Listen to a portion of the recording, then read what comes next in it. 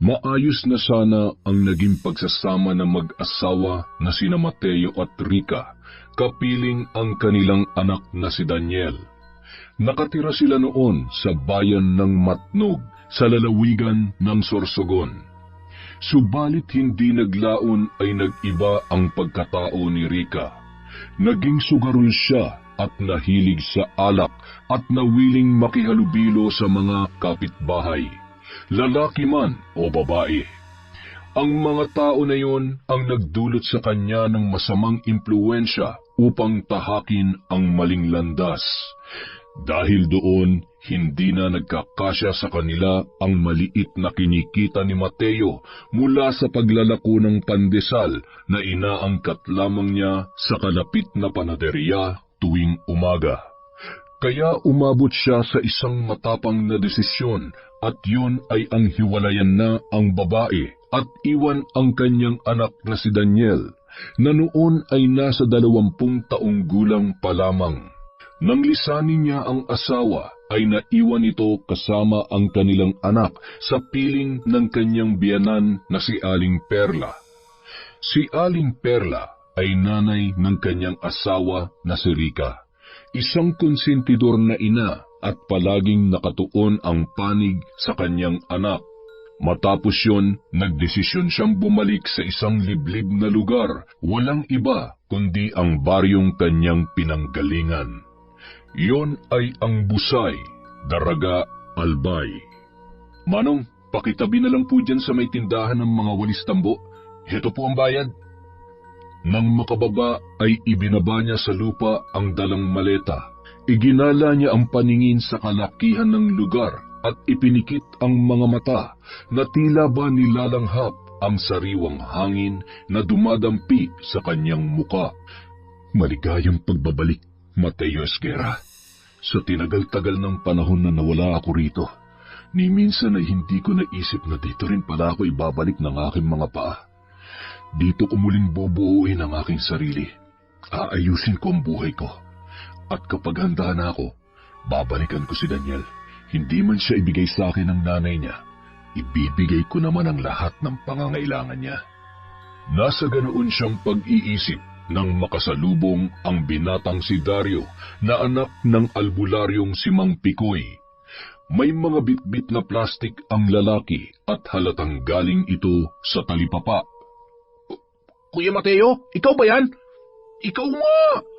Bakit ang dami mo yatang bitbit na gamit? Dito ka na ba ulit titira sa Busay? Teka, ikaw ba yung anak ni Mang Picoy? Yung batang uhugin at tululaway pa noon? Ano nga ulit ang pangalan mo? Grabe naman yung uhugin at tululaway, kuya. Nasipsip at nahigop ko na lahat. Ano nga po yun? Dario po. Anak ni Tatay Picoy. Sabi na nga ba ikaw yung makulit na palaging nangunguha ng bunga ng mga bayabas namin nang walang paalam, hindi ba? Wala, naalala mo pa yun, kuya. Noon pa po yun. Hindi ko na yung ginagawa ngayon. Pero kuya, sikreto lang natin yun, ha? Ha? Sikreto ang alin? Yung pangunguha mo ng mga bayabas ng walang paalam? Hindi, kuya. Ayos lang yun. Yung tungkol sa pagiging uhugin noon at tululaway. Ayos ka rin, ha. Paanong isisikreto yun, Alam na alam yun ng buong baryo. Tsaka hanggang ngayon yan, tumutulo pa rin. Biro lang. Ikaw ba naman ang maglakad sa kalsada ng hubot-hubad ng bata, Kaya kilalang kilala ka dito, no? Si kuya naman, mukhang mas marami ka pang alam sa buhay ko nun kesa sa akin, ha? Oo naman. Dito kasi ako pinanganak at lumaki. Kaya kilalang kilala ako ng nanay at tatay mo. Teka, kumusta na nga pala sila Mang Picoy at Aling Celia? Si Tatay Picoy na lang po ang nabubuhay, nandoon sa bahay. Ayun, albularyo at manggagamot pa rin. Si nanay naman, namatay mga ilang taon na nakalilipas dahil sa binat. Ganun ba? Sumalangit na nga si Aling Celia. Teka, galing ka ba sa palengke? Opo, kuya. Inutusan ako ni tatay na bumili ng mga gulay para sa tanghalian. Pero hindi niyo pa sinasagot yung tanong ko kanina tungkol dun sa kung dito na ba ulit kayo titira. Ikaw talaga hanggang ngayon makulit ka pa rin. Oo, dito na ulit ako maninirahan. Sayang naman kasi yung naiwan na bahay nila nanay at tatay dito. Sigurado ako dumi-dumi na ngayon nun. O paano? Tutuloy na ako, Dario, ha? Marami pa akong gagawin at kailangan ko pang linisin yung buong bahay para naman may maayos akong matulugan mamayang gabi. Sige kuya, pagkatapos namin kumain ni tatay, pupuntahan kita doon para matulungan kita sa paglilinis kung ayos lang sa'yo. Oo ba? Mas maganda nga yun para mabilis ang mga trabaho ko. Isama mo na rin kaya si Mang Pikoy para magkumustahan naman kami. Sige kuya, sasabihin ko sa kanya. Sigurado ako matutuwa yun kapag nalaman niya na nandito ka na ulit sa Busay. Sige Dario, kita tayo mamaya ha. Ayos! Isang apir nga dyan kuya. Ang kulit mo talaga. May pa-apir-apir ka pa dyan na lalaman. O ito, apir mo sa mukha mo. Sige na, tutuloy na ako at ikaw naman. Baka kanina ka pa hinihintay ni Mang Pikoy para dyan sa mga gulay. Ay, oo nga pala. Muntik ko na makalimutan. Buti pinaalala mo, kuya. Sige, tutuloy na ako ha. Ingat ka, kuya ha. Matapos siyang makasalubong at kausapin ng makulit na si Dario, nagtuloy na siya sa luma nilang bahay na iniwan ng kanyang mga magulang. Nang marating niya yun, ay tumambad sa kanya ang puro kalawang na kadena na siyang nagtatali sa pintuan bilang pangsarado. Kailangan pa niyang sirain ang pinto para mabuksan yun dahil matagal nang wala ang susi noon. Sabi na nga ba'y, ang dumi-dumi nitong bahay. Pasensya na po, Nay, Tay, napabayaan ko na tong bahay na sabay niyong ipinundar para sa akin. Huwag po kayong mag-alala, nandito na ako ulit. At mula ngayon, ako nang magiging tagapangalaga ng bahay natin. Ay, makapagsimula na nga sa paglilinis. Ang daming alikabok. At sinimulan na ngang linisin ni Mateo ang buong kabahayan.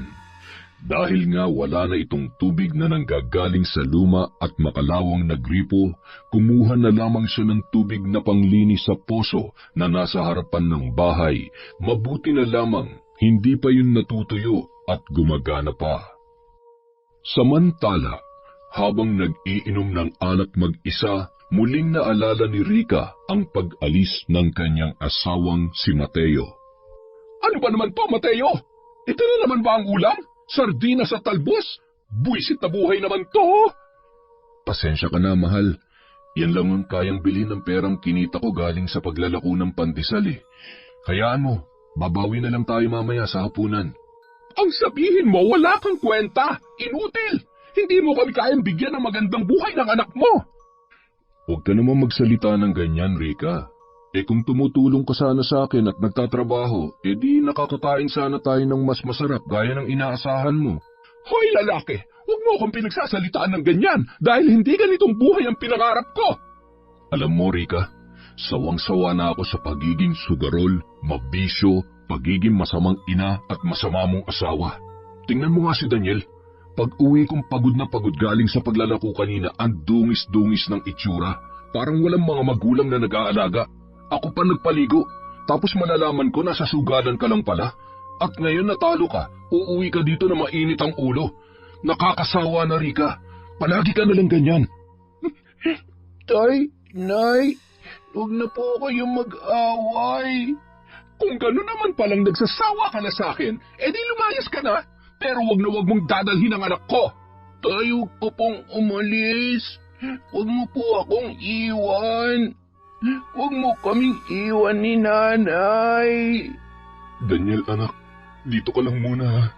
May pupuntahan lang si tatay. Huwag ka mag-alala. Babalik ako at kukunin kita.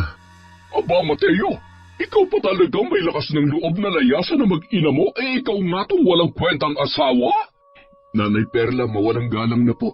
Pero hindi magtitinuy ang anak niyo kung palagi niyong kukonsintihin. Kaya ako na lang ang aalis sa bahay na to para magawa na niya ang lahat ng gusto niya.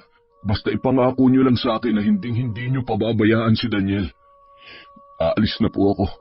Aba, at nagawa mo pang magsalita sa akin ng ganyan. Hala, sige. Kung yan ang gusto mo, lumayas ka na ngayon din. Daniel, anak, magpakabait ka dito ha.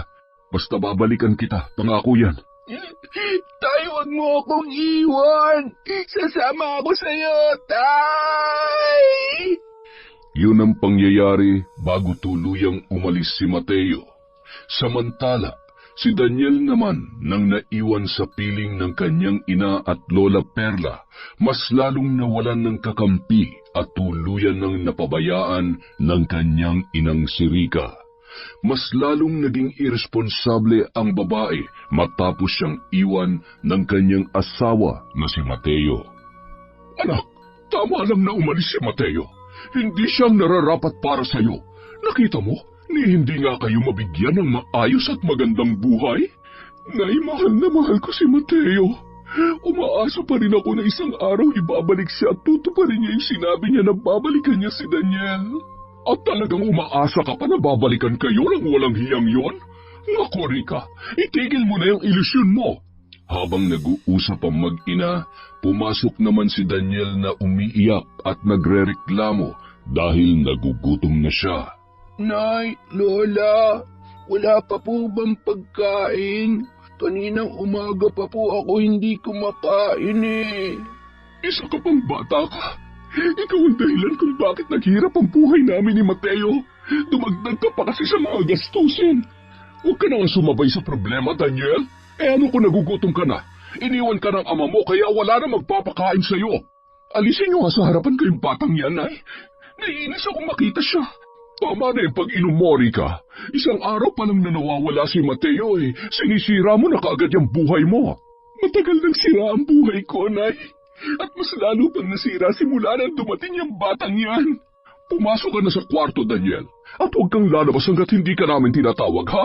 Malilintikan ka sa akin. Babalik si tatay. Kukunin niya ako. Yun ang sabi niya.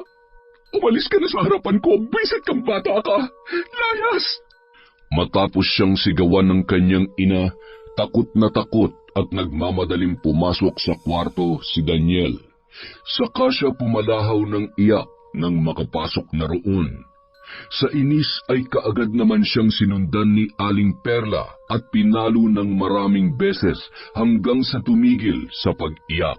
Nakatulog siya matapos pagbuhatan ng kamay ni Aling Perla. Kinabukasan, inutusan si Daniel ng kanyang lola na magpunta sa talipapa na di kalayuan sa kanilang lugar. Habang naroon siya ay matunog ang usap-usapan tungkol sa kanyang Lola Perla. Isa daw itong mambabarang at ito raw ang salarin sa mga nagaganap na kababalaghan sa kanilang lugar. Dahil sa mga narinig, napaisip si Daniel. Totoo bang lahat ng sinabi nila? Si Lola Perla daw mambabarang? Sa pagkakaalam ko, hindi mabuting tao yung ganun. Kampun sila ng kasamaan. Hindi bali, kung sakaling magkakapera ako at makakaipon, aalis na lamang ako dito sa bahay. Bahala na kung saan ako mapunta. Basta, lalayo lang ako sa kanila. Yun ang desisyon na pinagplanuhang tuparin ni Daniel nung araw na yon. Ngunit alam niyang hindi ito magiging madali para sa kanya. Unang-una, wala siyang kahit anong pera man lang para makapunta sa lugar na mapipili niyang lipatan. Pangalawa, palaging nakabantay sa kanya ang kanyang Lola Perla. Oh, Daniel, mabuti naman at dumating ka ng bata ka. Palis na ako sa kahihintay sa'yo. Pasensya na po, Lola. Marami po kasing tao ngayon sa talipapa kaya pumila po ako sa bilihan. Nako, malaman ko lang na nagbabarkada ka, makikita mong hinahanap mo. Hindi po, Lola. Hindi po ako nakikipagbarkada. Hala, sige, kumilos ka na't maglinis ng bakuran. Aalis lang ako at pupunta sa tumana. Kukuha ko ng mga tanim na gulay. Sige po, ako na po munang bahala dito sa bahay, Lola. Mag-iingat po kayo. Nang makaalis ang lola niya, lakas loob na pinasok niya ang kwarto nito upang humanap ng ebidensya na magpapatunay na isa nga itong mambabarang gaya ng kanyang mga narinig sa talipapa. Mabuti na lamang, wala din noon ang kanyang nanay na si Rica at nagpunta sa isang kaibigan para muling makipag-inuman. Kaya naman, malaya niyang napasok ang silid ng kanyang Lola Perla. Nang iginala niya ang kanyang paningin sa loob, Wala naman siyang nakitang kahit anong bakas ng pagiging mambabarang ng matanda.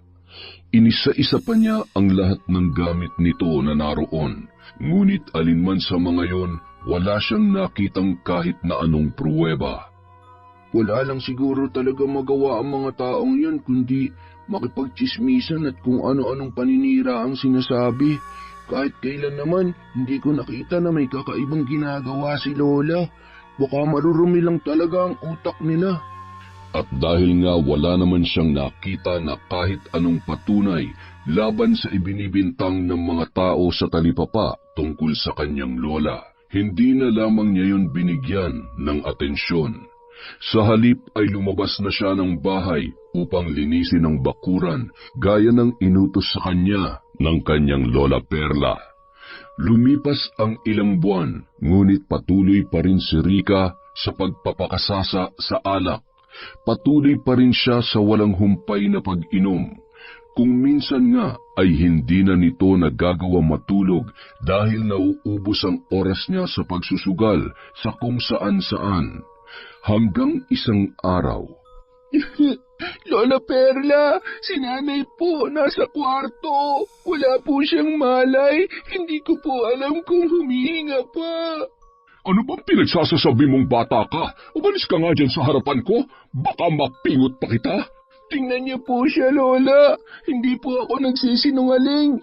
Nakadapa siya sa papag tapos parang hindi na po siya humihinga.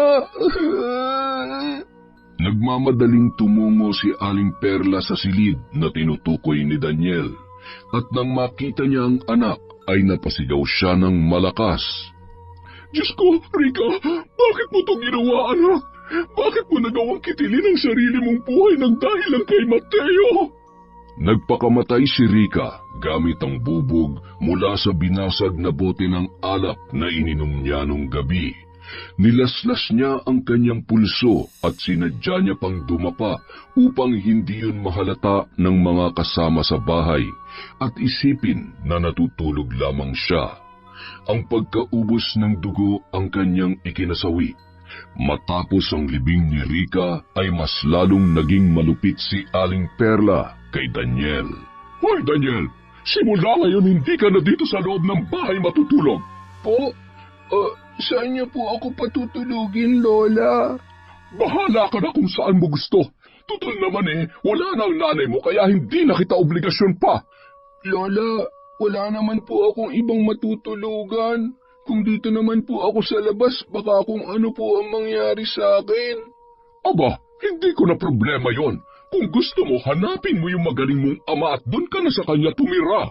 Lola, alam niyo naman po na hindi ko alam kung nasaan si tatay. Tanga ka ba talagang bata ka? Kaya nga ang sabi ko, hanapin mo. Basta ko wala na akong pakialam sa'yo. Wala nang nagawa pa si Daniel, kundi ang sumang-ayon na lang sa desisyon ng kanyang lola. Unang-una, wala siyang pagpipilian dahil wala naman siyang ibang mapupuntahan. Kaya naman ng gabing yun ay sa labas ng bahay na lamang siya natulog kasama ang masasakit na kagat ng lamok at ang hamog na nagpapabaluktot sa kanya sa tuwing iihip ang hangin. Umabot ng 1 buwan na naging ganon ang kalagayan niya sa piling ng kanyang pabayang lola matapos pumanaw ang kanyang ina. Ngunit ang lalong nagpalala sa paghihirap niya ay nang hindi na rin siya pinapakain ng matanda. Lola, baka po pwedeng makahingi ng konting kanin at asin. Nagugutom na po talaga ako Wala akong pakialam sa iyo, Daniel, kahit mamatay ka pa sa gutom. Bakit ba kasi ayaw mo pang hanapin ang tatay mo at lumayas ka na lang dito? Sige na po, Lola, kahit kaunti lang. Maitawid ko lang ngayong araw ang gutom ko.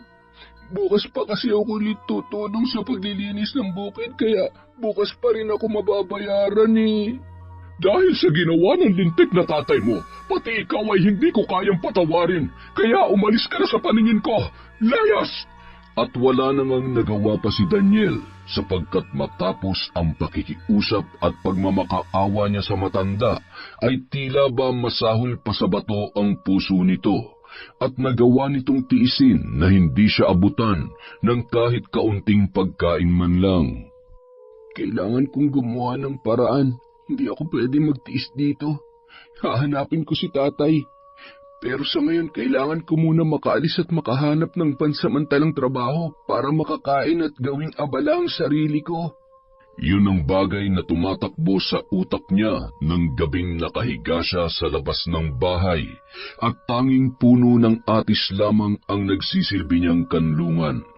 At dahil nga sa labis na gutom at pagkalam ng sikmura, nagawa niyang pitasin ang hilaw na bunga noon at pikit matang kinagat ito. Nang una ay nalasahan pa niya ang pakla at kakaibang lasa noon. Ngunit nang simulan niya ng nguyain ang hilaw na prutas, tila gutom na aso at sunod-sunod na ang kanyang pagkagat dito. Halos hindi nakatulog si Daniel ng gabing yun. Nang sumapit na ang 3:00 ng madaling araw, nagpasya na siyang bumangon at ihanda ang sarili para sa isang hindi tiyak na paglalakbay. At dahil nga madaling araw na, may mga dumadaan ng sasakyan na papunta sa palengke ng bayan. Doon ay nakiusap siya sa tsuper ng isang malaki at lumang jeep na naghahatid ng mga prutas at gulay sa palengke. Pinasakay naman siya ng 2 lalaki at pinapwesto sa likurang bahagi noon kasama ang mga saging, nyog at halu-halong gulay na paninda sa palengke. Nang marating na nila ang palengke ay bumaba na siya at nagpasalamat sa naturang mga lalaki. Sa wakas, nakarating din ako dito sa bayan ng libre at walang ginagastos na pamasahe. Ang lawak pala dito. Mas malaki pa kaysa dun sa palengke sa lugar nila Lola. Nagpagala-gala siya sa kabuuan ng palengke at naghahanap ng mapapasukang trabaho.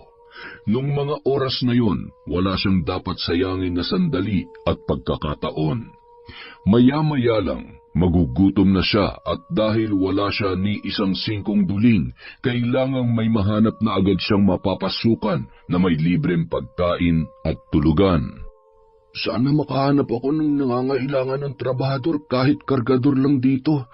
Naku, mag-aalasing ko na pala ng umaga. Ay teka, parang may nakikita ako.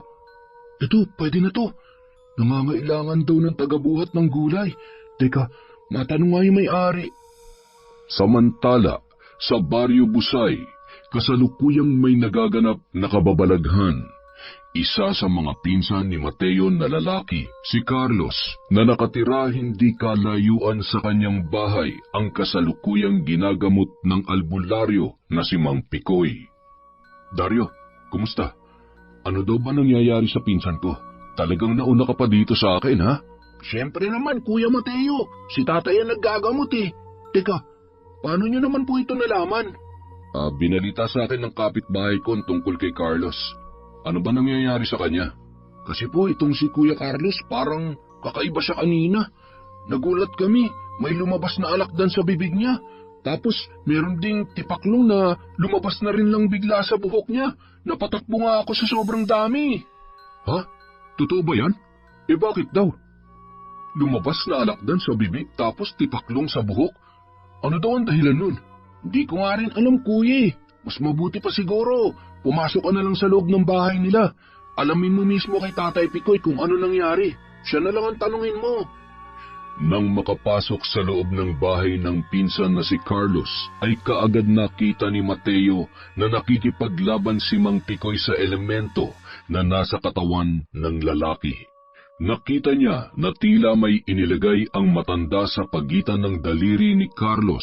Bigla yun nanlaban at nagpupumiglas. Sa kapangyarihan ng batong buhay na ito, lumayas ka sa katawan ni Carlos! Huwag kang manghimasok sa mga plano ko, tanda. Kung ayaw mong sayo ko ibaling ang galit ko. Sino ka? Bakit mo ginagambala ang katawan ng lalaki nito? Sa ngalan ng Diyos, lumayas ka ngayon din!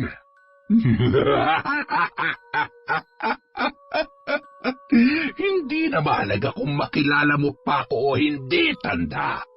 Ang mahalaga sa akin ngayon, makuha ko ang buhay ng lalaking ito.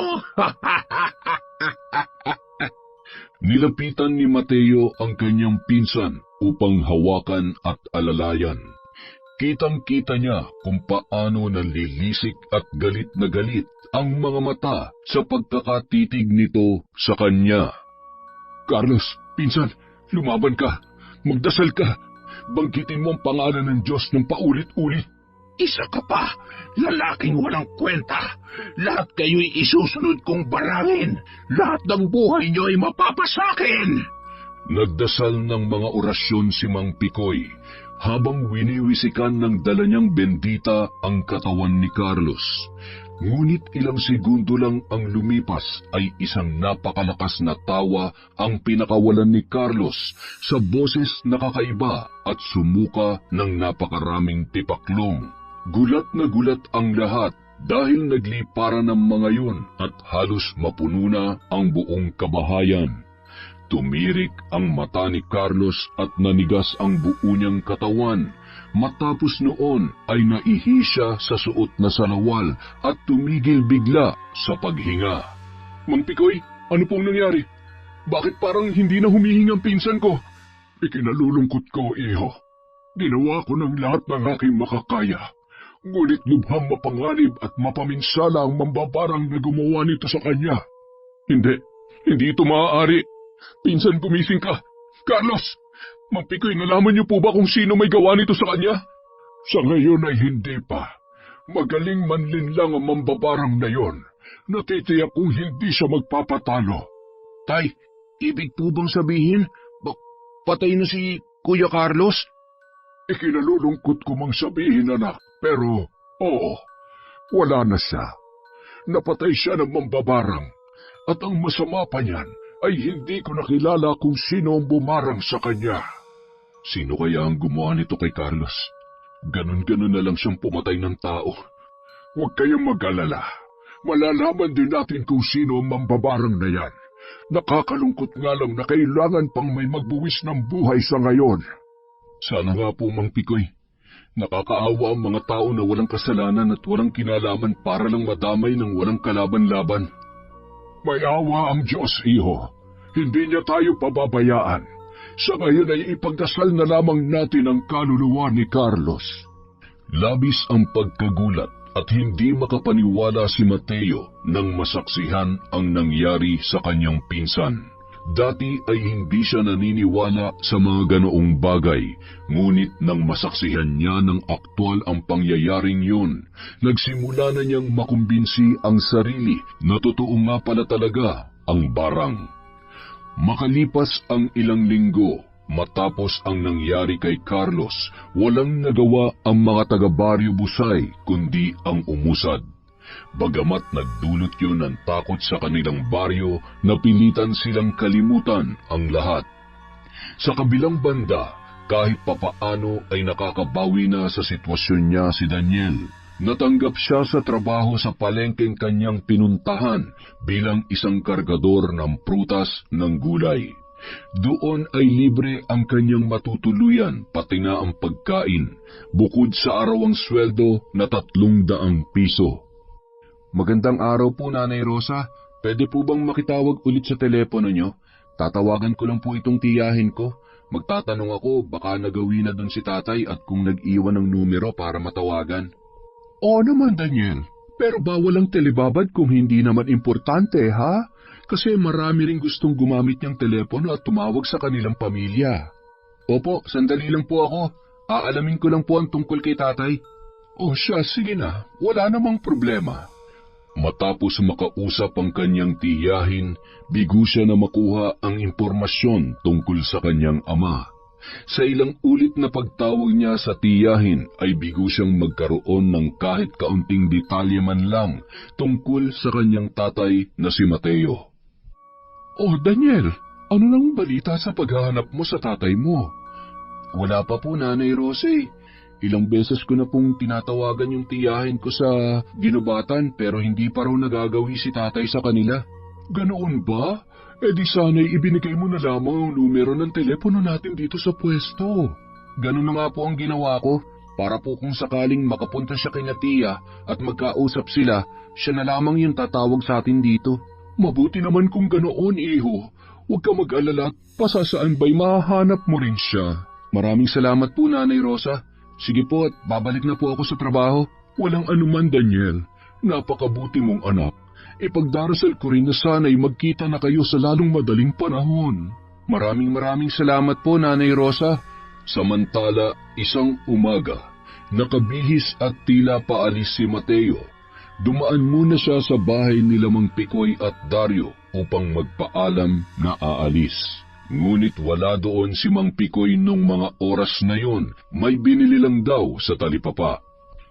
Wow, kuya mo kami lakad ah. San bang punta mo? Bibisitahin ko lang yung ate ko sa ginubatan. Makikibalita lang muna, baka sakaling nagawi na doon ang anak ko at ang nanay niya. Sige kuya, mag-iingat ka ah. Sana mayroon ng magandang resulta yung lakad mo ngayon. Salamat, Dario. Kayo din ha, mag-iingat kayo rito. Oh, siya, sige, dumaan lang ako para magpaalam.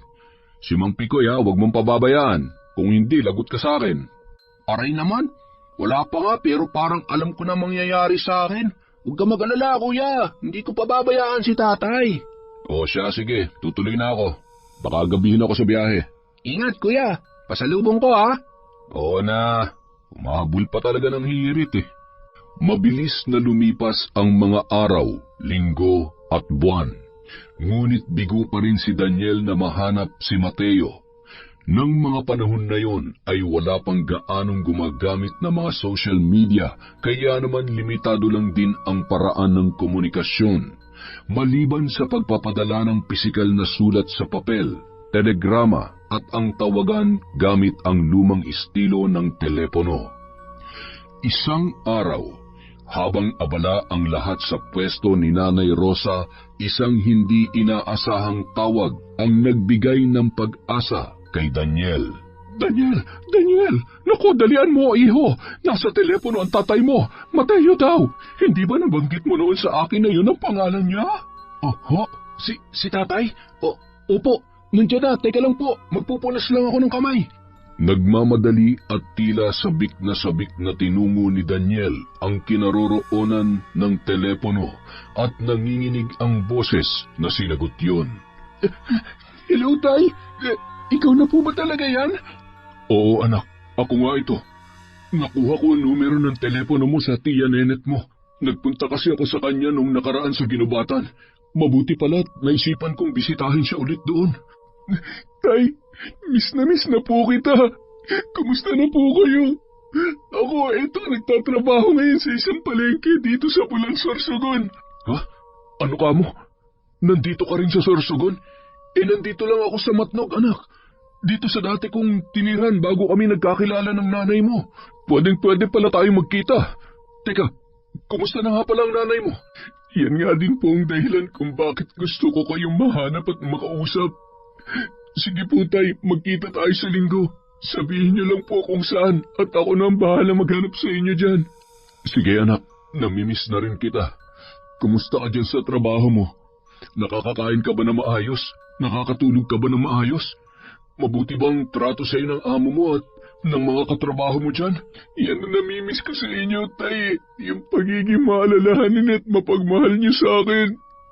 Kung hindi lang naging ganun si nanay, siguro ngayon, masaya at buo pa rin ang pamilya natin. Daniel anak, kahit naghiwalay na kami ng nanay mo, kailangan natatanging pamilya at laman ng puso ko. Pero malabo na yata kami magkabalikan ng nanay mo, anak. Patawad sa pag-iwan ko sa iyo noon, ha. Masyado na kasing magulo ang sitwasyon. Sana nauunawaan mo ko. Noon ko pa naman naintindihan ng lahat, tay. Si nanay lang talagang hindi nakakaunawa at hindi nagtiis at nagtiyaga sa kalagayan natin noon. Yun na nga anak eh. Pero siguro malabo na yun anak. May asawa na sigurong bago ang nanay mo, no? Tay, talaga pong imposible na magkabalikan pa kayo ni nanay. Kasi po, tay, wala na po si nanay. Ano? Anong sabi mo? Wala na ang nanay mo? Opo, tay. Pero saka ko na po ikukwento sa inyong lahat kapag nagkita na tayo. Sige anak, sa linggo ha. Magkita tayo. Gusto kong malaman kung ano ang buong pangyayari. Matapos ang pag-uusap nila na yun, nakaramdam ng kaunting kakontentuhan si Mateo sapagkat kahit paano mayroon na silang komunikasyon ng anak niyang si Daniel. Nang araw ng linggo, nagkita sila sa itinakda nilang oras sa isang parke. Ibinalita ni Daniel sa kanyang tatay ang buong pangyayari mula sa pagiging maslulong ng kanyang ina sa mga bisyo hanggang sa ginawa nitong pagpapakamatay. Ngunit isa sa mga sinabi ni Daniel ang nagpaagaw ng atensyon ng kanyang ama.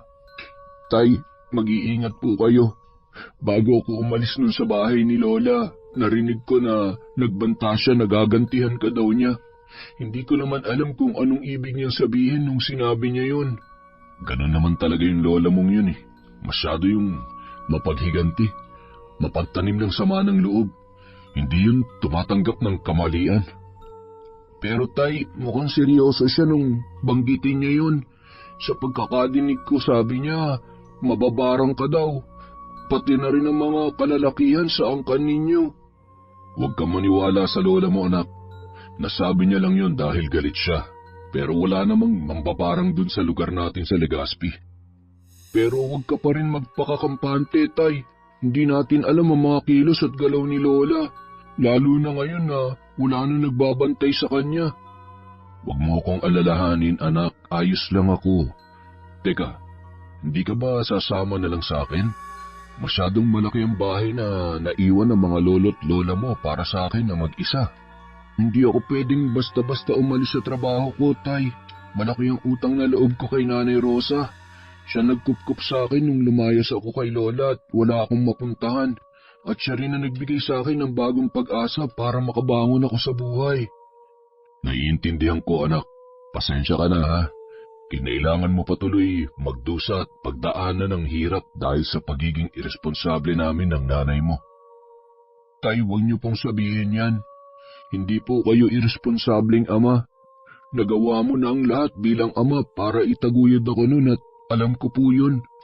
Ayos lang naman po na mahirapan ako para mas maunawaan ko na hindi madali ang buhay. Salamat sa pangunawa mo, anak. Napakaswerte ko talaga at ikaw ang naging anak ko. Ipinagmamalaki kita. Matapos ang kanilang pagkikita at pag-uusap, nagkanya-kanya na silang balik sa mga lugar na pinanggalingan nila. Si Mateo ay bumalik na sa Matnog habang si Daniel naman ay bumalik sa Bulan Sorsogon kung saan naroon ang kanyang trabaho.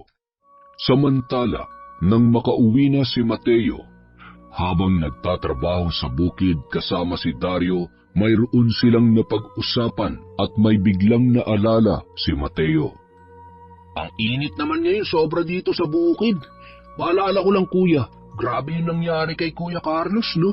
Hindi mo talaga akalain na totoong barang. Sa totoo lang, nabigla rin ako. Kasi sa pagkakaalam ko noon, hindi nakamamatay ang barang. Pero mali pala ako ng inakala. Ngayon, alam ko na. Kung sa akin mangyari yun, ewan ko lang kung kakayanin ko pa talaga. Kaya mag-iingat tayo palagi, kuya. Teka, may naalala ako. May sinabi sa akin yung anak ko nung nagkita kami. Wow, ayos! Nagkita na pala kayo ng anak mo, kuya. Kumusta na siya? Bakit hindi mo na lang isinama dito para naman makilala ko rin? Hindi siya pwedeng basta na lang umalis sa trabaho niya eh. Pero baka sa mga susunod na pagkakataon, maisama ko na siya rito. Ay yun oh, palagay ko magkakasundo kami nun. Pero teka, ano nga pala yung sinabi mo na naalala mong sinabi ng anak mo, kuya? Yung biyenan ko raw na babae.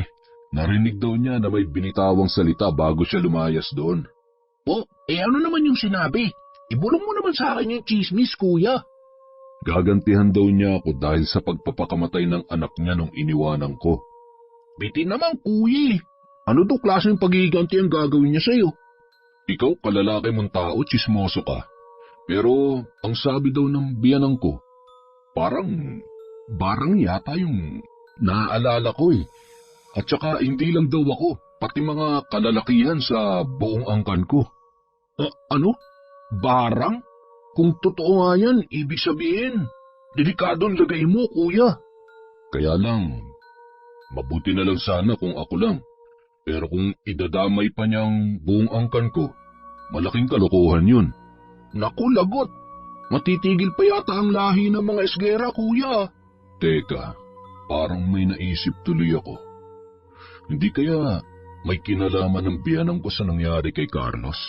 At kung totoo man na siya talaga ang gumawa nun, ibig sabihin, magagawa niya pa yun ng paulit-ulit sa iba ko pa mga kamag-anak. At ang masaklap pa niyan, baka ako nang isunod niya. Lagot, kuya. Hindi ko naisip yun ah. Ang talino mo talaga. Pero kung siya nga talaga yung may gawa nun, ano ng plano mo? Hindi ko pa alam, Dario. Hindi pa naman tayo sigurado. Pero ano't ano man, kukonsulta na lang ako kay Mang Pikoy para malaman ko kung anong dapat kong gawin. Nakakatakot naman isipin na lahat kayong mga kalalakihan sa lahi niyo ay iisa-isahin niya. Grabe naman yung galit niya kung ganun. Naiintindihan ko kung saan nanggagaling ang galit niya. Pero hindi tama na idamay niya pa yung mga tao na wala namang kasalanan. Kung gusto niya, ako na lang ang barangin niya, hindi yung mandadamay pa siya. Nakakatakot pa rin, kuya. Ayoko mangyari yun sa'yo. Mawawalan ako ng kuya na gwapo at kaibigan na mabait. Lokong to, ng bola pa. Tara na nga't madali na natin tong pagtatabas ng damo at nang makauwi na tayo na maaga. Binalot ng malaking agam-agam ang katauhan ni Mateo nang mapagtanto ang mga pangyayari. Unti-unti na pagtagpi-tagpi niya sa isip ang posibleng kahinatnan ng lahat. Nag-alala din siya sa kalagayan ng kanyang anak na si Daniel sapagkat kung totoong sinabi ni Aling Perla na idadamay ang lahat ng lalaki sa kanyang angkan, hindi malabong kasama doon ang kanyang anak na lalaki. Napapilig siya ng ulo nang maisip ang kahihinatnan ng kanyang anak. Diyos ko, wag naman po sana ang anak ko. Ngayon pa lang po kami ulit nagkaroon ng pagkakataon na magkasama. Protektahan mo po kami laban sa mga masasamang hangarin ng ibang tao para sa amin. Ano yung kuya? May sinasabi ka ba? Ha? Wala. Ayos lang ako. Ikaw talagang lakas ng pandinig mo kapag chismisan. Ayusin na natin itong mga gamit na makauwi na tayo. Mahirap abutin ng dilim sa daan. Malayo-layo pan lalakarin natin pauwi sa bahay. Nagsasalita ka na mag-isa, kuya. Akala ko may tililing ka na eh. Joke lang. Sige, ayusin ko na itong mga gamit natin. Ganap na 4:00 na ng hapon nang simulan nilang bagtasin ang daan mula sa bukid pauwi sa kanilang bahay. Masaya silang nagkukwentuhan at nagtatawanan habang naglalakad. Maya-maya, nasalubong nila ang matandang si Mang Gusting, ang kilalang manghuhula sa kanilang baryo. Mayroon itong kakaibang katauhan, ngunit kailanman ay hindi pa ito pumalpak sa kanyang mga sinasabi, maging ang kanyang ginagawang panghuhula. At kung hindi mo siya lubos na kilala, ay aakalain mo na nawawala na siya sa kanyang sariling pag-iisip. Napahinto ang matanda pagtapat sa kanila. Matamang tinitigan ang mga mata ni Mateo habang inaabot ang kanyang palad. Nang ibuka niya yon ay muling tumitig sa kanya ang matanda at nagwika. Mag-iingat ka, iho. May nagbabanta sa buhay mo. Isang malaking panganib at tawag ng kamatayan. Po, teka po. Anong sinasabi niyo? Hindi magandang biro yan, Mang Gusting, ha? Marami pa kayo. Marami kayong kasama sa plano niya. Mag-iingat ka. Ingatan mo ang buhay mo. Walang solusyon sa kanyang gagawin. Kahit ang paghingi mo ng tawad ay walang magagawa. At dahil sa labis na pagkagulat sa mga sinabi ng matandang manghuhula, ay mabilis na hinila ni Mateo ang kamay na hawak nito at nagmamadaling iniwan si Mang Gusting. Halika na nga, Dario. Kinikilabutan ako sa mga sinasabi ng matandang yun eh. Natuluyan na yata mabaliw. Oo nga, kuya. Natakot din ako sa mga sinabi niya, tsaka yung reaksyon ng mukha niya habang sinasabi niya yun. Nakakakilabot. Tara na, bilisan na natin maglakad bago dumilim. para tuloy nag-ibang pakiramdam ko eh. At nagmadali na nga silang maglakad para makarating sa kanilang mga bahay. Mabuti na lang tagumpay at ligtas silang nakauwi. Kaagad silang sinalubong ni Mang Pikoy. Mabuti naman at nakarating na kayo bago pa dumilim. Mukhang bubuhos na naman ang malakas na ulan. Mang Pikoy, sinadya ko po talagang dumaan muna rito. May mga itatanong lang po ako. Pumasok ka muna sa loob ng bahay, Dario, at ipagtimpla mo kami ng kape ng Kuya Mateo mo. Ora mismo, tay. Ganito po kasi yun, Mang Pikoy. At ikinuwento na nga ni Mateo ang lahat kay Mang Pikoy mula sa nalaman niyang sinabi ng kanyang anak nung sila ay magkita na may banta ng pambabarang sa pagitan niya at ng mga lalaking angkan nila.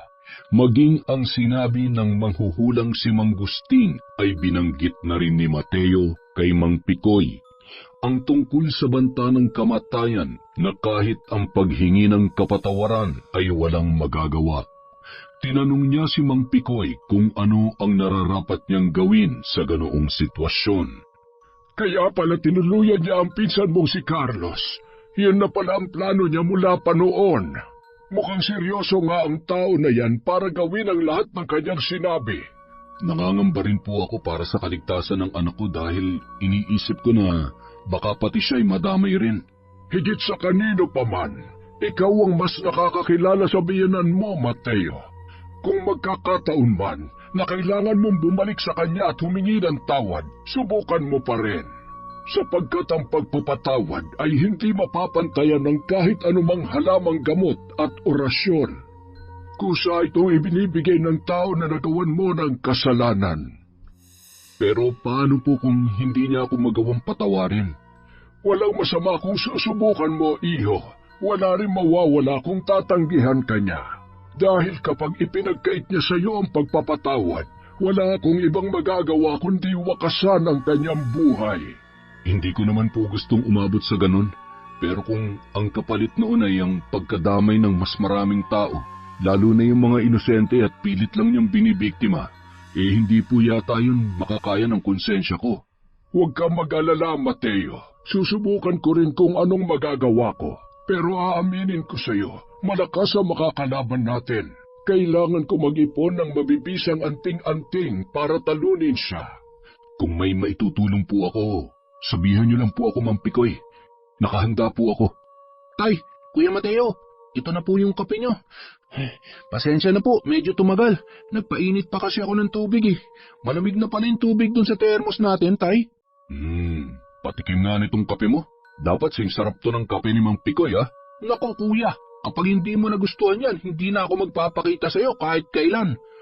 Pagtiyagaan mo na lang iyang kape na tinimpla ni Dario, ha? Kung minsan ay matabang. Kung minsan naman ay hindi mo na maipipinta ang mukha mo sa sobrang tamis. Tama ho kayo. Huwag ka na magpapakita sa akin kahit kailan, ha? Hindi masarap tong kape mo. Teka, joke lang yung kuya, yung sinabi ko kanina. Akin na nga yung kape, ako na lang ang iinom. Ikaw naman, hindi ka na mabiro. Maramdamin? Siyempre, masarap. Kanino ka pa ba magmamana kung di kay Mang Pikoy din naman? Kinabahan ako dun, kuya. Kala ko talaga hindi na ako magpapakita sa'yo kahit kailan eh. At nagtawanan ng sabay-sabay ang tatlong kalalakihan. Isang umaga, binulabog ng mga katok ni Dario si Mateo habang natutulog sa kanyang bahay. Isang masamang balita na naman ang nangyayari sa kanilang baryo. Kuya Mateo! Kuya Mateo! Oh, bakit Dario? Bakit hingal na hingal ka? Kuya, pinasusundo ka sa akin ni Tatay Pikoy. Nandun kami ngayon sa bahay ng isa mong pinsan, si Kuya Rafi. Hindi maganda ang lagay niya, kuya. Kailangan ka daw nila dun kasi wala daw kasama sa bahay yun. Ha? Ganun ba? Bakit? Ano nangyayari kay Rafi? Basta kuya, sumama ka na lang sa akin. Hinihintay ka na nila dun. Nagmamadaling magbihis si Mateo at hindi na nakapaghilamos na sumama kay Dario upang puntahan ang bahay ng kanyang pinsan na si Rafi. Si Rafi ay matandang binata kaya nagsosolo lamang ito sa kanyang bahay.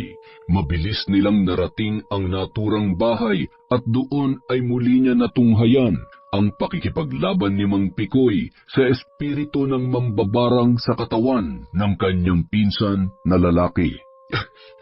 Mang Pikoy, ano pong nangyayari sa kanya? Mateo, mabuti at pumating ka na. Magmadali ka. Tulungan mo ako dito.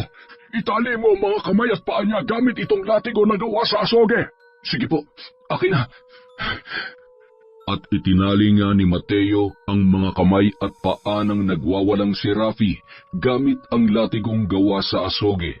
Ang latigong asoge ay tila buntot pagi na may makintab na kulay at nagbibigay ng pagkabalisa sa mga mambabarang.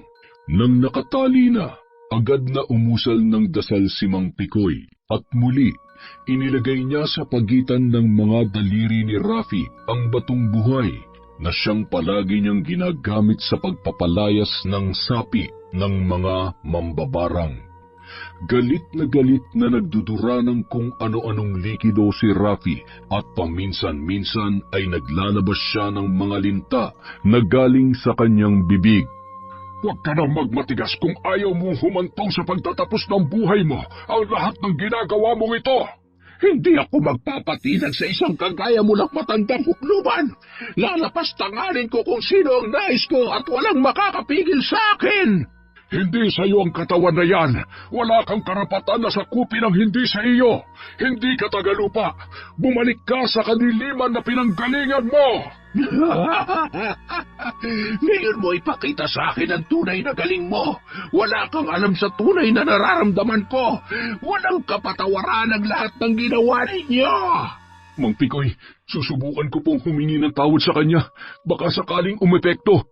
Sige na, Kuya Mateo. Wala naman pong masama kung susubukan ninyo. Hindi sa ganitong paraan ginagawa ang paghingi ng tawad, iho. Pero kung bukal sa puso mong gawin yon, malaya kang subukan.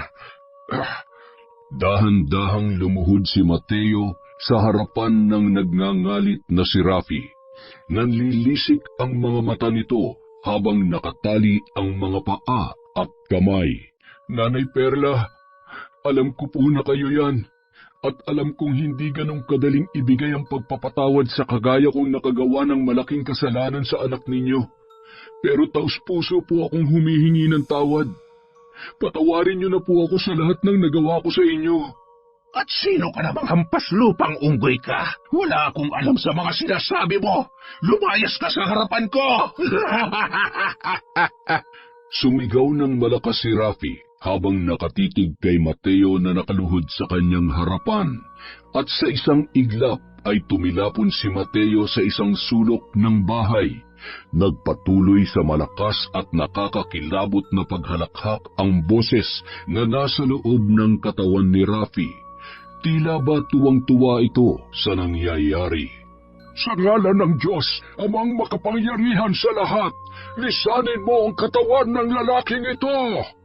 Kasabay noon ay ang pag-usal din ni Mang Pikoy ng mga salitang Latin. Ngunit tila ang lahat ng kanyang ginagawa ay walang epekto sa mambabarang. Sa halip ay tumawa lamang ito ng malakas at nagsalita ng mga masasama at panlalapastangan sa Diyos, kasabay ng mga malulutong na pagmumura.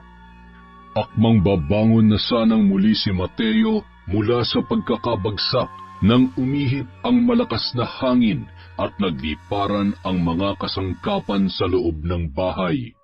Nagbagsakan ang mga gamit at nabasag ang mga salamin, pati na rin ang lahat ng mga babasagin. Natumba ang mga lamesa at nagsigalawan ang mga upuan. Tuloy-tuloy pa rin sa pag-usal ng mga dasal si Mang Pikoy, habang si Dario naman ay mahigpit na nakakapit sa gilid ng pintuan dahil maaari siyang liparin ng malakas na hangin anumang oras. Si Mateo naman ay hindi rin makabangon at tila ba may pumipigil sa kanyang mga paa para makatayo. Ilang minuto pa ang lumipas nang makita nila na tumitirik na ang mga mata ni Rafi at muli na naman itong nagsuka ng maraming linta na may kasamang butiki na nagsisitalunan pa mula sa kanyang bibig. Nagpakawala ng isang malakas na sigaw si Rafi sa tunay niyang boses bago tuluyang naputol ang kanyang hininga. Kasabay noon ay ang pagtigil ng malakas na hangin at ang pag-aliwalas ng buong paligid. Ngunit hindi naging mabuti ang kinahinatnan ng pangyayari. Nang tingnan nila si Rafi ay nakita nila ang kalunos-lunos na itsura nito. Nakadilat ang mga mata at nakanganga ang bunganga. Putlang-putla na yon at matigas na ang katawan. Uli na naman akong nabigo, Mateo. Diyos ko, isa na namang buhay ang kinuha ng lintik na mambabarang na yon. Kuya Mateo, mukhang wala na rin si Kuya Rafi. Nakakatakot na talaga ang mga nangyayari. Patawarin mo ko, Mateo. Alam ng Diyos na ginawa kong lahat para talunin at labanan ang mambabarang. Ngunit sadyang malakas at makapangyarihan siya. Huwag niyo pong sisihin ang sarili niyo, Mang Pikoy. Kung meron man pong dapat na sisihin dito, yun ay walang iba kundi ako.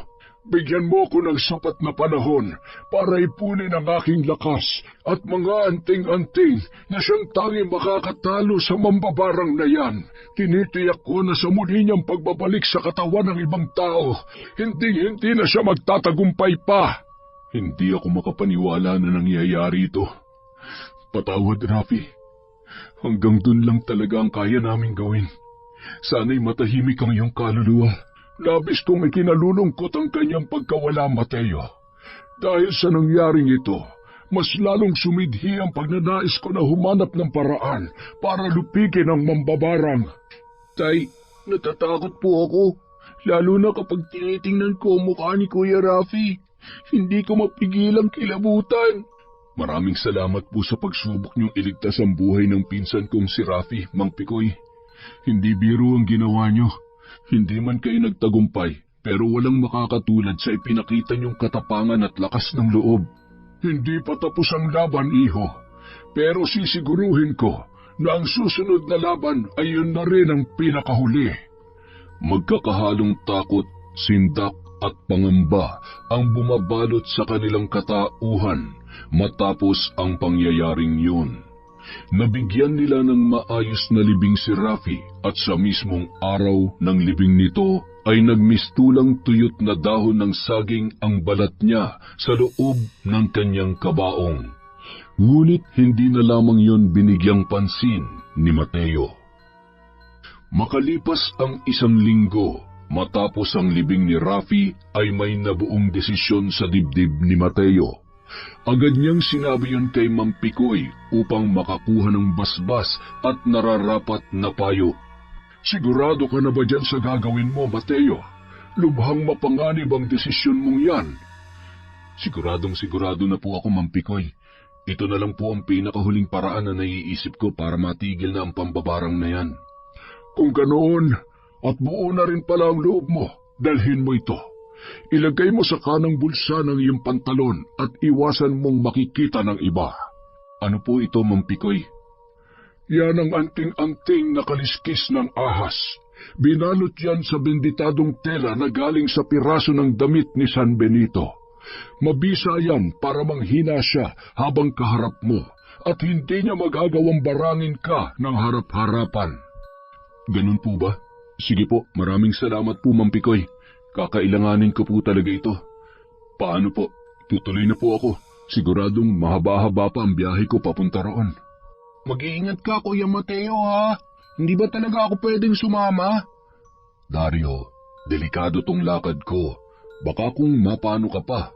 Dito ka na lang. Samahan mo si Mang Pikoy. Dito ka na lamang, anak. Pupunta ako sa mga kapwa kong matatanda at mga sinaunang albularyo para humingi ng tulong at mga anting-anting na magagamit ko sa matigas ang ulong mambabarang na ito. Mag-iingat din po kayo, Mang Pikoy. Hangad ko ang tagumpay nating lahat. At mula sa Matnog Sorsogon, bumiyahe si Mateo papuntang Legazpi para balikan ang kanyang biyanan at doon ay upang humingi rin ng tawad. Punong-puno siya ng determinasyon habang nasa daan papunta sa lugar na kanyang pakay. Makakamit mo ang kapatawaran at katahimikan ng puso at isipan, Mateo. Basta manalig ka lang at magtiwala sa mga posibleng mangyari. Yun ang tumatakbo sa isip niya ng mga sandaling yon bago pa siya makatulog sa kanyang paglalakbay. Matapos ang ilang oras na biyahe, sa wakas ay narating na rin niya ang bahay ng kanyang biyanan. Nang nasa labas na siya ng bahay ay nagpakawala muna siya ng malalim na buntong hininga bago nagsimulang tawagin ang pangalan ng matanda. Nanay Perla? Nanay Perla? Ako po ito, si Mateo. Oh, Mateo, nagbalik ka. Anong kailangan mo? Wala na ang asawa at anak mo dito. Patay na si Rica at ang anak mo naman ay lumayas na. Alam ko na po ang nangyari, Nay. Nagkita na rin po kami ng anak ko at nagkausap.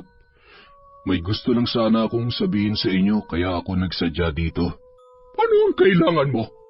Alam ko po na kayo may gawa ng pambabarang na nangyari sa mga pinsan kong sina Carlos at Rafi.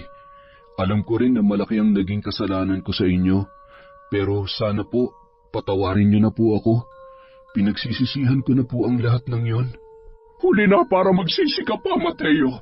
Ikaw ang naging dahilan kung bakit nagpakamatay si Rica. Patawarin niyo na po ako. Hindi ko po alam na ganoon ang gagawin niya.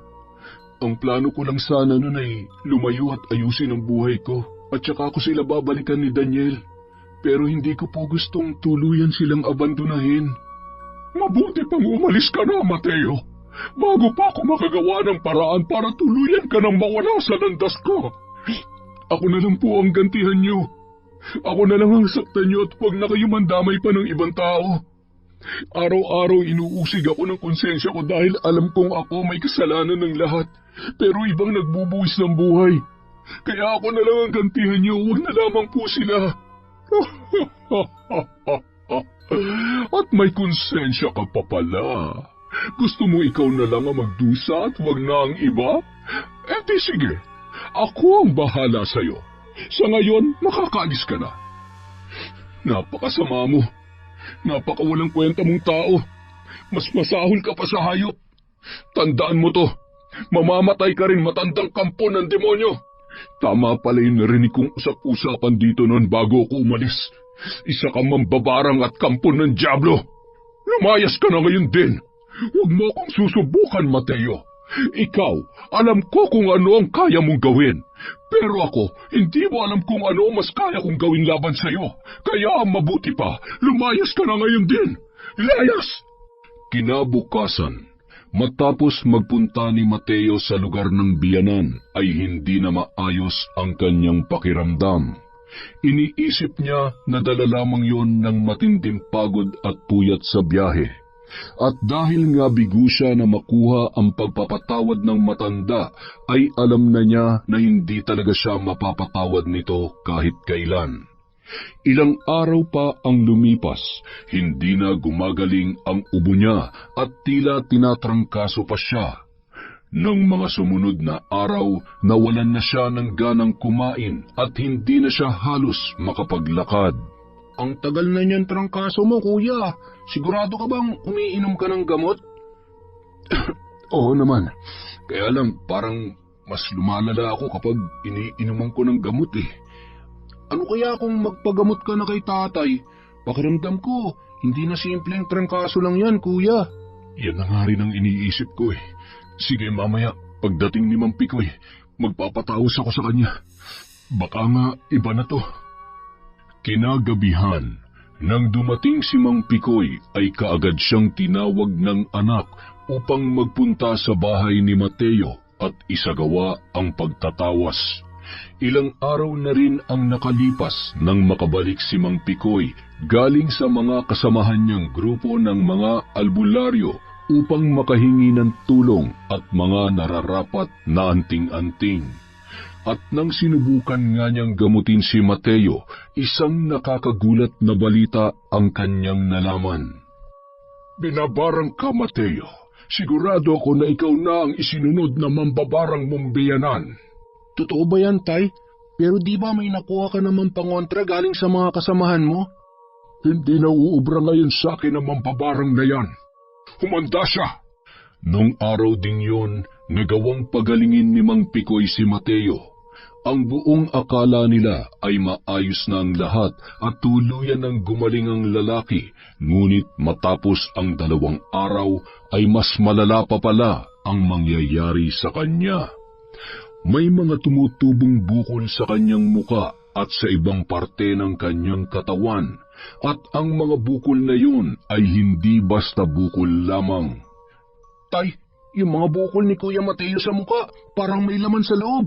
Ayun o, gumagalaw o. Sobrang sakit, Mang Pikoy. Hindi ko na kaya ang sakit. Yung ulo ko, parang may matigas na bagay na ipinupukto sa ulo ko. Anak, pakiamot mo sa akin yung lumang sombrero na kulay pula. Eto po, Tay. Ano pong meron dyan? Hindi sumagot si Mang Pikoy sa tanong ng kanyang anak. Sa halip ay kinuha niya doon ang talim ng punyal na kumikinang sa sobrang talas. Inihanda niya rin ang buntot ng pagong na nakuha niya sa isa sa mga matatandang albularyo na kanyang pinuntahan. Ang buntot ng pagong ay isa sa mga mabisang pangontra laban sa puwersa ng mga mambabarang. Tay, yung mukha ni Kuya Mateo, nag-iiba na. Parang may mga kulay itim na ugat na lumalabas. Tapos yung mata niya, nagiging kulay berde na, Tay. Ano po nangyayari sa kanya? Diyan ka lang sa tabi, anak. Baka kailanganin ko ang tulong mo. Magtutuos lang kami ng mambabarang na ito. Sige po, Tay. Manunood lang po ako sa inyo. Maya-maya, umusal na ng orasyon si Mang Pikoy habang nakaupo na tila ba nag-iipon ng konsentrasyon. Unti-unti ay naging bayolente na si Mateo, ngunit tila pinapalo siya ng kung anong latigo sa bawat kumpas ng kamay ng matanda. Sa wakas ay nagkita rin tayong muli. Kung nabigo ako na talunin at wakasan ang kasamaan mo noon, ngayon sinisiguro ko na hindi ka na magwawagi pa. Akala mo ba matatakot ako sa mga sinasabi mong yan, tanda? Tingnan natin kung may ibubuga ka.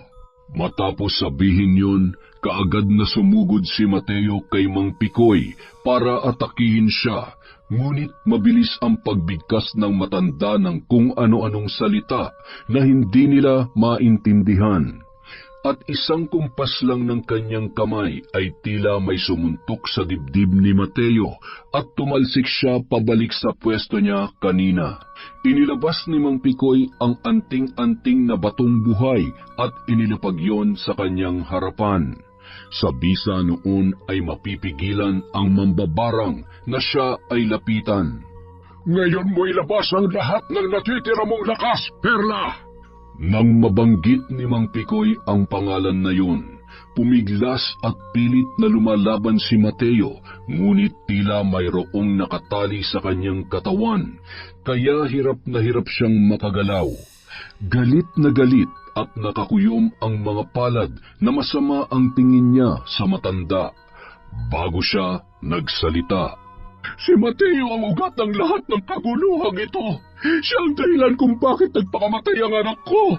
At siya rin ang dahilan kung bakit bumalik ako sa pambabarang na napakatagal na panahon ko nang kinalimutan. Ngunit marami kang nadamay na wala namang kasalanan sa'yo. At yun ang hindi ko mapapayagan na magpatuloy. Magwakas man ang buhay ko, hindi ako nagsisisi sa landas na tinahak ko. At muling ikinumpas ni Mang Pikoy ang kanyang kamay. Ibinukas niya sa ere ang palad at inikot yon na tila kinokontrol niya si Mateo upang umikot din at bumaliktad ang posisyon habang nakalutang sa hangin. Lumutang ng patiwarik si Mateo habang sigaw ng sigaw. Patuloy na lumalaban ang mambabarang gamit ang katawan ni Mateo. Kahit nakalutang ito ng nakatiwarik ay tumatawa pa rin ang lalaki. Maya-maya, inilabas ni Mateo ang kanyang dila na napakahaba at inilaylay yon hanggang sa umabot sa sahig. Habang nakalatag ang dila nito sa sahig, ay lumalapad ito at lalo pang lumalaki.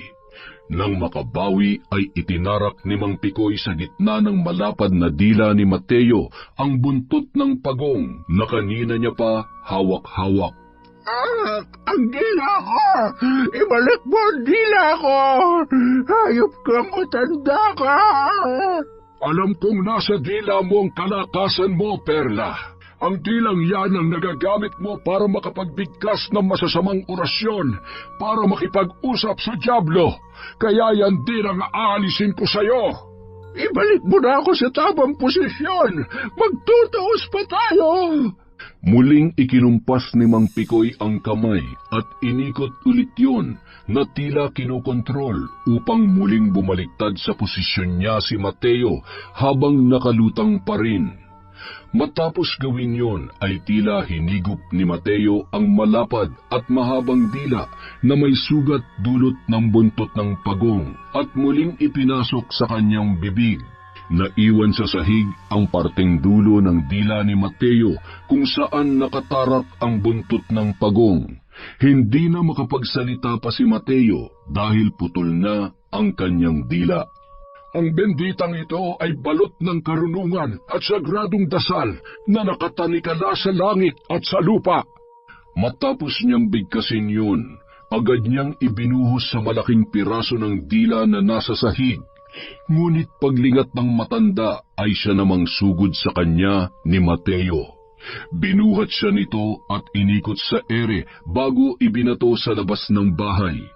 Ilang beses na gumulong-gulong at tumama ang katawan ni Mang Pikoy sa kalupaan sa labas ng bahay. Tay! Lumaban ka, Tay!